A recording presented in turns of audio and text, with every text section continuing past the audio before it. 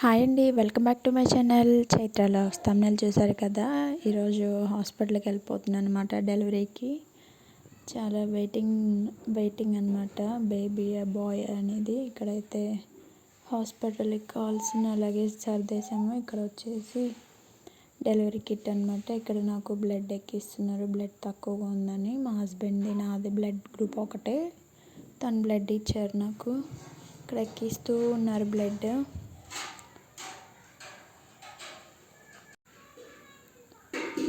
Blood అయిపోయిన తర్వాత operation చేయాలన్నారు. సి సెక్షన్ అనమాట. నాకు వచ్చేసి చాలా టెన్షన్తో ఉన్నాను. ఆపరేషన్కి వెళ్ళిపోయిన తర్వాత నాకైతే బాయ్ పుట్టాడండి. ఇక్కడ వచ్చేసి మా అమ్మ వాళ్ళు పిల్లల హాస్పిటల్కి తీసుకెళ్తున్నారు. మా బాబు వచ్చేసి నైట్ 6కేమో పుట్టాడనమాట. ఇక్కడ వచ్చేసి ఆపరేషన్ అయిన నెక్స్ట్ డే అనమాట ఈ వీడియో. ఇక్కడ సెలైన్ ఎక్కిస్తున్నారు నాకు. 3 days అయితే కంటిన్యూస్గా సెలైన్స్ ఎక్కించారనమాట. వాటర్ ఫుడ్ అయితే ఏమి ఇవ్వలేదు నాకైతే.